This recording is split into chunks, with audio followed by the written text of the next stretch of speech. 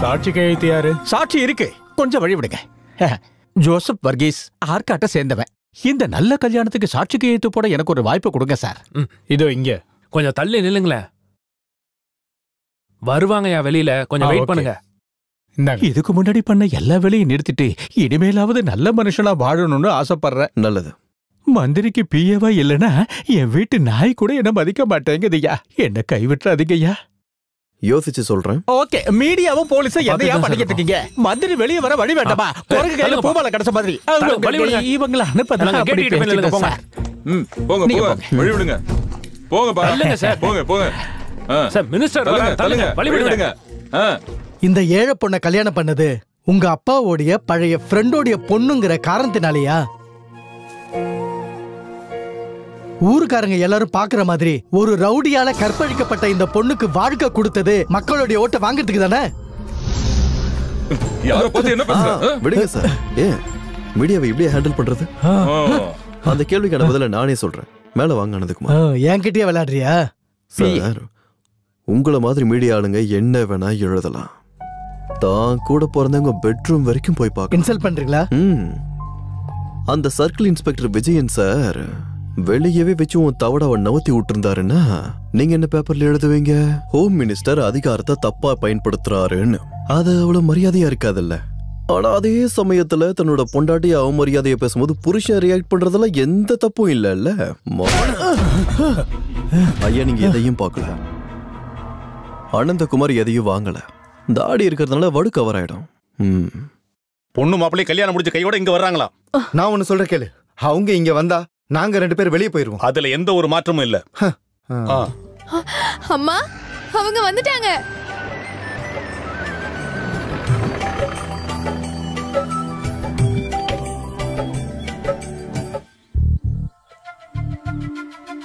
வா. IAS IPS எல்லாம் வந்திருக்க இந்த வீட்டுக்கு இங்க வேலை செஞ்ச வேலைக்காரி பொண்ண கல்யாணம் பண்ணி வந்திருக்க. வெக்கமா இல்ல உனக்கு? இவ்ளோ கல்யாணம் பண்ணிட்டு மினிஸ்டர் ஹவுஸ்க்கு போக வேண்டியதானே? ஆமா, அதுக்காக தான் வந்திருக்கேன். உள்துறை அமைச்சரோட மனைவி அவரோட ஹவுஸ்ல தான் தங்கணும். அது இல்லாம மாமனார் மாமியார் வீட்டுல வீட்டோட இருக்கணும்னு நினைச்சுக்கிட்டு இருக்கியா நீ? இப்ப நான் இங்க வந்தது என்ன வரவேற்க வந்துகிட்டு இருக்க என் அம்மா கிட்ட ஆசீர்வாதம் வாங்க. வாமா, வலது கால் எடுத்து வச்சு சாமியை வேண்டிக்கிட்டு உள்ளவா. படியில கால வைக்காத நீ.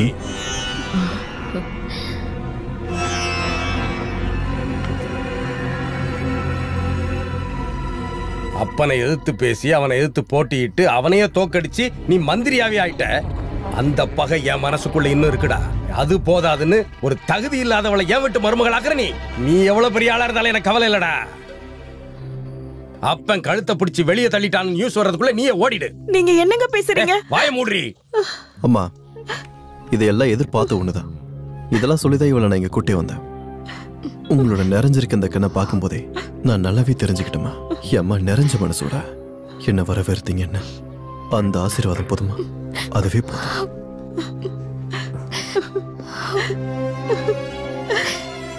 வா.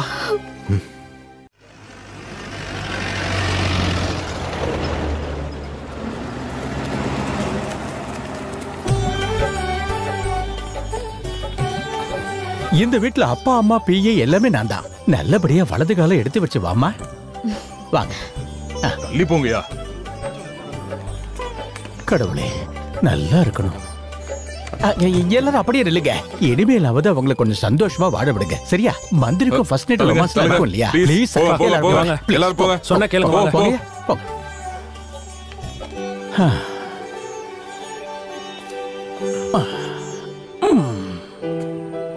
ஜோசப் அண்ணா, மந்திரி ஹனிமூனுக்கு எங்க போறாரு? ஹனிமூன்?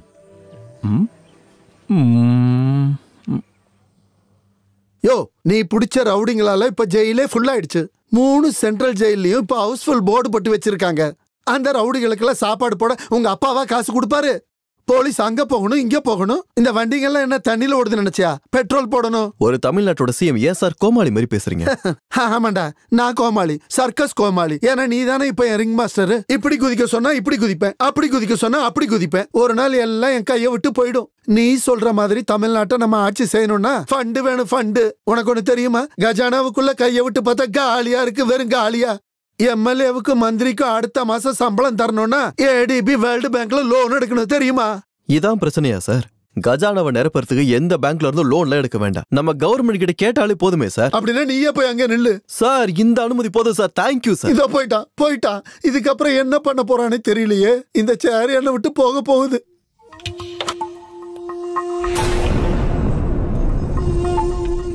பதினஞ்சு வருஷத்துக்கு முன்னாடி இந்த மந்திரி திவாகருக்கு எலெக்ஷன்ல போட்டி போட டெபாசிட் காசு கூட எலெக்ஷன்ல அவனுக்கு யாரும் கொடுக்கல. ஆனா இன்னைக்கு மதிப்புக்கு இந்த கோடிக்கணக்கான பங்களா, மெட்ரோ சிட்டில ஷாப்பிங் காம்ப்ளெக்ஸ், கோடிக்கணக்கான சொத்து இருக்கு.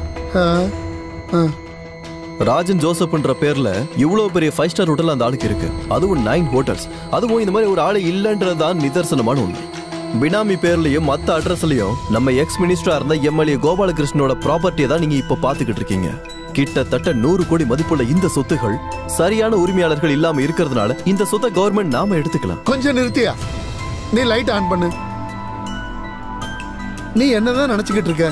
சார், இந்த மாதிரி 100 கணக்குல பினாமியோட சொத்துகளும் சொத்து குவிப்புகளையும் அவங்க கண்டுபிடிச்சிருக்காங்க. அதுல 25 பேர் மட்டுமே அரசியல்வாதிங்க சார். மாதவன் நம்பியார்ல ஆரம்பிச்சு என் அப்பால இருந்து பங்காளி, மாம, சித்தப்பன், பெரியப்பா அப்படின்னு பவித்ரன் வரைக்கும் இந்த லிஸ்ட்ல இருக்காங்க சார். இத சரியா எடுத்தா 1200 கோடி ரூபாய் நம்ம கஜானால புழங்கும். முட்டாள்தனமா பேசாதீங்க ஹோம் மினிஸ்டர். இவங்களை எல்லாம் நம்ம தொட முடியாது. மந்திரி சபையை நிலநிறுத்தவும், எம்எல்ஏவை கைக்குள்ள வச்சுக்கவும், தேர்தல் வந்தா கோடிக்கணக்கில் காசு அள்ளி கொடுக்கிற பொலிட்டிக்கல் கிங் மேக்கர்ஸ் தான் இவங்க எல்லாம். இருந்தாலும் இவங்களுக்கு எதிராக செயல்படுறதா என்னோட முடிவு சார். அவங்களை எதிர்க்க நீ யாரு? அவ்வளவு பெரிய ஆளா? சார், நான் என்ன சொல்ல வரேன்னா, நீ என்ன சொன்னாலும் அது நடக்காது. கோர்ட்டு, சட்டம், மந்திரி சபை எல்லாத்தையும் பணம் கொடுத்து வாங்குறவங்களை எதிர்க்க என்னால முடியாது. வேண்டாம். உங்களுக்கு ஒண்ணு தெரியுமா? நம்ம தமிழ்நாட்டை ஆட்சி செஞ்சுட்டு இருக்க சிஎமோட சொத்து மதிப்பு எவ்வளவுன்னு? கேரளாவிலையும் கர்நாடகாலையும் எவ்வளவு சொத்து இருக்குன்னு அது உங்களுக்கு தெரியுமா? ஒரு ஏழை குடும்பத்துல பிறந்து இப்ப கோடிகள்ல பிறந்துகிட்டு இருக்க அவரோட உன்னதமான கதையை நான் உங்களுக்கு சொல்லட்டுமா? Lights off. Lights on. ஏன் சார் பார்க்க வேண்டாமா? நிறுத்தியா? தமிழ்நாடு ஆட்சி செய்யற சிஎம் நான் தானே. இப்ப நான் என்ன பண்ணணும் சொல்றேன்? ஐயர் சார், அதை சீக்கிரம் கொண்டு வாங்க. இதோ அடுத்த தரித்திரம் வந்துட்டான். சரியான தொழில்நுட்பத்தை பயன்படுத்தி விவசாயத்தை எப்படி மேம்படுத்தலான்ற ஒரு திட்டத்தை கொடுங்க. தமிழ்நாட்டு விவசாயிகள் வேண்டுகோளின் படி நீங்களும் உங்க பிஎம் அமெரிக்காக்கு கிளம்புறீங்க. உங்க 2 பேருக்கும் டிக்கெட்டும் விசாவும் இதுல இருக்கு.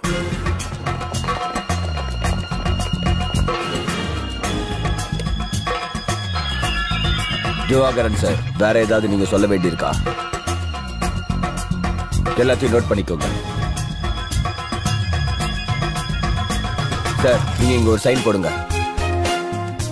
Pratap, take it sir.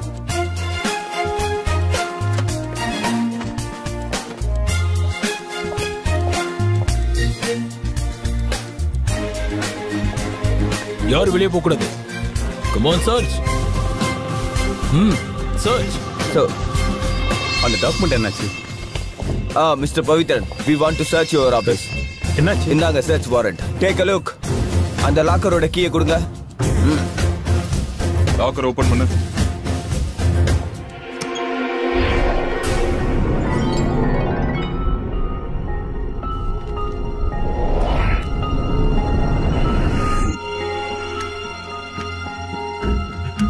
என்னாச்சு? அதுல ஏதாவது கொண்டு வந்து வைங்க. வாயா.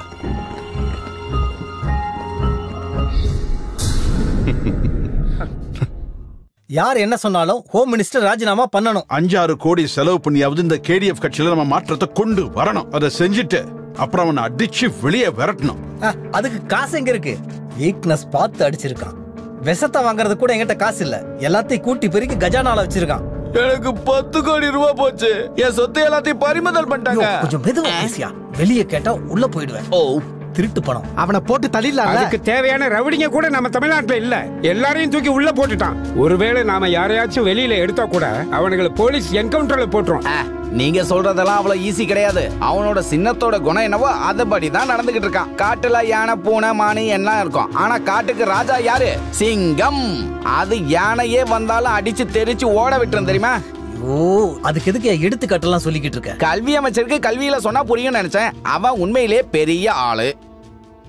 அமெரிக்காக்கு லைன் போகுது. சிஎம் கால் கனெக்ட் ஆகுது. Hello hello hello. கட் ஆயிடுச்சு. நீங்க 300 ரூபாய்க்கு வாங்கியிருப்பீங்க. நான் கம்பெனி மொபைல் வாங்கியிருக்கேன். இப்ப பாருங்க. நம்ம கட்சி அமைச்சர் பேசுறாரு. ஹலோ, நீங்க கியூல இருக்கீங்க? இல்ல, சத்தியமா இல்ல. நீங்க கியூல இருக்கீங்க. தயவு செஞ்சு ஒரு வாரம் கழிச்சு கால் பண்ணுங்க. உண்மையாதான் சொல்றீங்க. பேசுறாரா? நம்ம கியூல ஒரு வாரம் இருந்தா தான் பேச முடியும். நம்ம கியூல நிக்கிறோம். அமெரிக்கால எப்படி தெரியும்? ஐயோ, அமெரிக்கா அவ்வளவு டெவலப் ஆயிடுச்சு. அவங்க சுனாமி வச்சு பாக்குறாங்களோ என்னவோ. மறுபடியும் கால் பண்ணியா? அவன் அரசியல ஜாம்பவானுக்கே சொல்லி கொடுக்கறானா? இப்ப இருக்கிற எல்லா எம்எல்ஏக்களும் அவனுக்கு எதிராக திரும்பிட்டாங்க. இப்படியே போச்சுன்னா இந்த மந்திரி சபை நிக்காது. எதிர்கட்சியும் ஆளுங்கட்சியும் பேசாமலே இருப்பாங்க. அன்னைக்கு அவன் மீடியாட்ட சொன்னான்ல, நீங்க நிரபராதின்னு கோர்ட்ல ப்ரூவ் பண்ணிட்டா கட்சி கேட்டா மந்திரி பதவியவும் எம்எல்ஏ பதவியவும் உங்களுக்கு விட்டு கொடுப்பன்னு அதை செய்யணும். கட்சி அதை தான் கேட்கணும். அவனை ராஜினாமா செய்ய வைக்கணும். அதுக்கு நீங்க இந்த கேஸ்ல ஜெயிக்கணும். உங்க பேர்ல முன்னாடி இருந்த கேஸை தூக்குன மாதிரி இந்த கேஸையும் தூக்கணும். இந்த கேஸ்ல நான் ஜெயிக்க வைப்பேன். உங்களுக்காக நான் என்ன வேணாலும் செய்வேன்.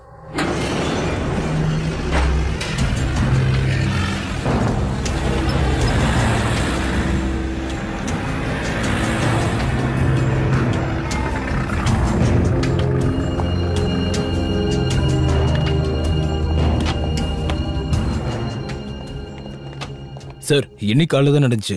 அரசியல் பேச்சு சண்டையா மாதிரி ஒருத்தருக்கு ஒருத்தர் அடிச்சுக்கிட்டு கூட இருந்தவன கொன்னுட்டா சார். கூர்மையான கம்பியால குத்தி கொன்னு இருக்காங்க. குற்றவாளியை கோர்ட்டுக்கு கொண்டு போயிருக்காங்க.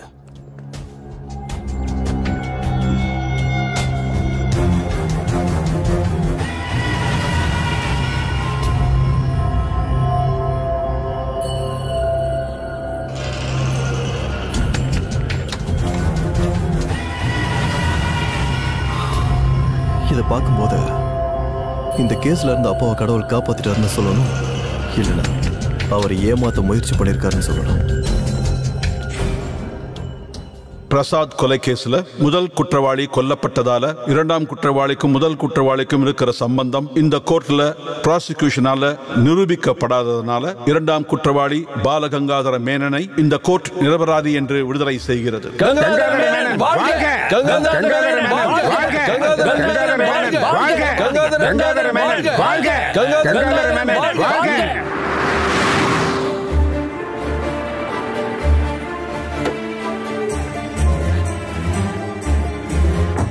லக்ஷ்மி, லக்ஷ்மி, சொல்லுங்க.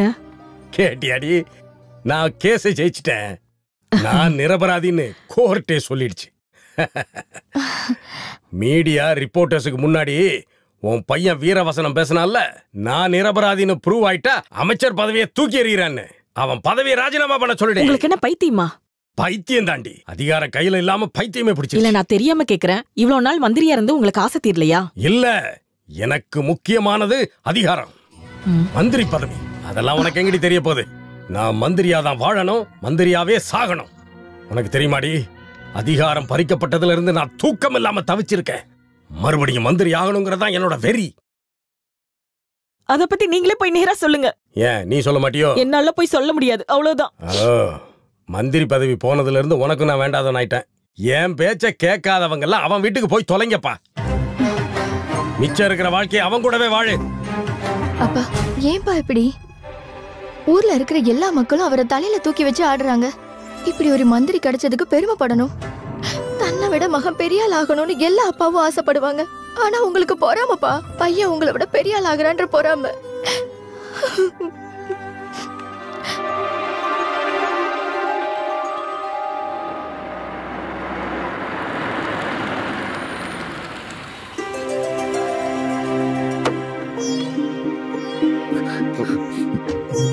அம்மா வாங்க. சரதா, யார் வந்திருக்காங்கன்னு வந்து பாரு. வாங்கம்மா.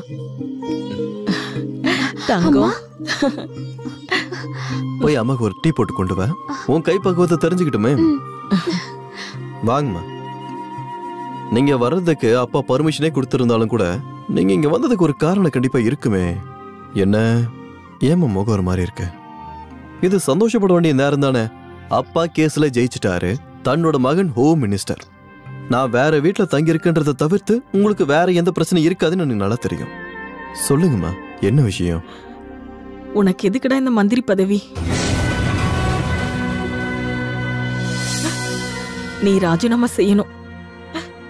அப்போ உங்களை இதை சொல்லிதான் அப்பா இங்க அனுப்பியிருக்காரு. உங்ககிட்ட நான் பிச்சை கேட்க தான் இங்க வந்தேன். அம்மா நீங்க என்ன சொன்னாலும் இது வரைக்குமே நான் கேட்டிருக்கேம்மா. ஆனா இந்த விஷயத்துல என்ன மன்னிச்சிருங்க. இப்ப என் அம்மா சொல்றதை நான் கேட்டுட்டா என்னை நம்பி ஜெயிக்க வச்ச மக்களை நான் ஏமாத்தினதா மாறிடுமா. அது மட்டும் இல்ல, ஆரம்பிச்ச நிறைய விஷயங்களை நான் முடிக்க வேண்டியிருக்கு. அதனால இப்போதைக்கு என்னால ராஜினாமா பண்ண முடியாதுன்னு நீங்களே போய் அப்பா கிட்ட சொல்லிடுங்கம்மா. குடும்பத்துல இருக்கிறவங்களை மறந்துட்டு மந்திரியா நீ ஊரை நல்லாக்க போறியா? அப்பா அம்மால உனக்கு வேண்டாம்ல? அம்மா நான் சொல்றது கேளுங்கம்மா. பேசாத.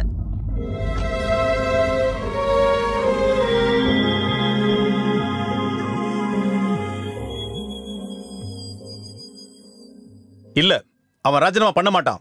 அவன் ராஜினாமா பண்ணுவான்னு நம்பின நாம தான் முட்டாள். நெய் குடத்துல கை விட்டுருக்கான்ல, அதிகாரத்தோட சுகத்தை அவன் நல்லாவே அனுபவிச்சுட்டான். இனி உங்களுக்காக அந்த சுகத்தை விட்டு கொடுப்பான்னு நீங்க நம்பாதீங்க. சொந்த குடும்பத்துக்குள்ளேயே அவன் இன்கம் டாக்ஸ் ரைடு விட்டுருக்கான். இப்ப நியூஸ் பேப்பர் மீடியா எல்லாம் எதிர்கட்சிக்காரங்களும் புகழ்றாங்க. அவன் ஊரை திருத்தட்டு என்ன வேணாலும் பண்ணட்டும். ஆனா இனி அவன் நம்ம குடும்பத்துல ஒருத்தங்கிற கௌரவத்தை அவனுக்கு கொடுக்கவே கூடாது. அப்பாவை அவமானப்படுத்துறவன் வெளியே தான் இருக்கணும். நீங்க வேணா பாருங்கப்பா, நம்ம ஊருக்கு திரும்ப ஒரு எலெக்ஷன் வரும். நீங்க போட்டி போடுறதுக்கு நீங்க முதல் மந்திரி ஆகிறத நான் பார்க்கணும். எப்படி? கூரைக்கு மேல வளர்றது தங்கம் காய்க்கிற மரமா இருந்தாலும் அதை வெட்டி போடணும்னு தான் சொல்லுவாங்க.